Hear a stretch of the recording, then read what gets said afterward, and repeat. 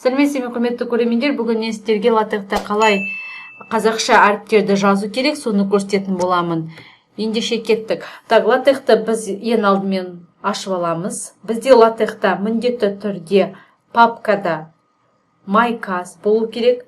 Және немесе майкас болмаса, бізде техіміздің папкасының ішінде код болу керек. Яғни қазақша әріптерді таниды деген. Біз ең алдымен қазір өзіміздің техімізді техник центр арқылы ашып алайық. Открыть с помощью техник центр. Көріп тұрсыздар, техник центрмен ашқан кезде бізде мына жерде PDF форматында қазір майкасты инпутта міндетті түрде шығып тұр. Ендеше кеттік, PDF форматын алып көрейік, ешқандай документ жоқ. Біз Google'дан кез келген қазақша тексті көшіріп алдық. Мысалы, биологияға байланысты қазақша текст тауып алдық. Осы тексті біз қазір қазақша тексті қалай салады, соны көрсететін боламын. Ең алдымен таблица жасап, мынадай әріптерді мен жазып шығайын. Ә, Н қазақша әріптер, Г, О, Қ, Ө, Х. Х-ны алмай қоюға да болады. Жақсы, ә деген әріп, ол бізде сызықша А болады. Ә деген әріп сызықша 2. Ң деген әріп сызықша Н. Ғ деген әріп Г. Ö деген әріп У сызықшамен жазылады. О деген әріп сызықша О. Қ сызықша К. Ö деген әріп сызықша О.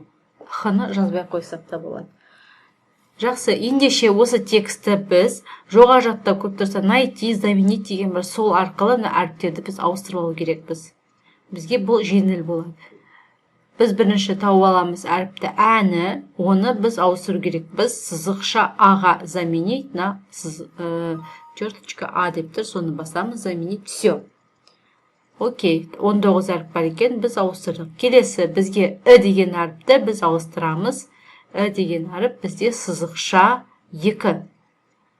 Заменить все.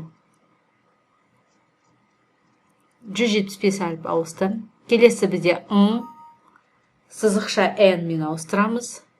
58 әріп ауысты. Келесі бізде Ү әріпі сызықша У.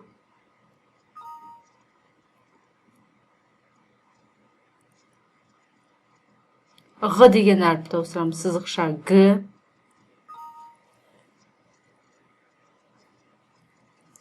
Келесі бізде О деген әріп сызықша О.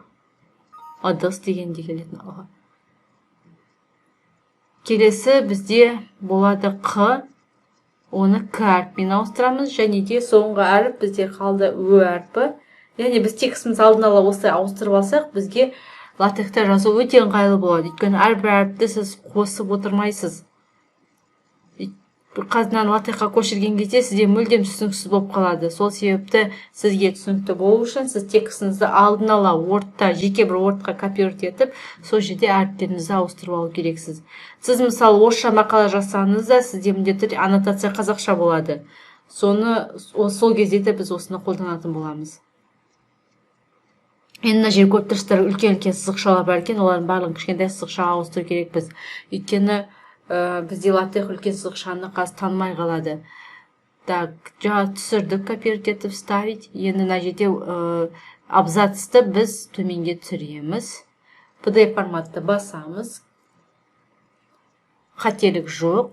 Так, ендеше көріп тұрғандарыңыздай бізде текст, әдемі текст пайда болды. Бірақ латек жақсы сабақ түсінікті болды деп ойлаймын. Келесі сабақта сіздермен қателікті қалай жөндейміз, жалпы қалай қателіктерді көруге болады, соны көрсететін боламын. Сау болыңыздар.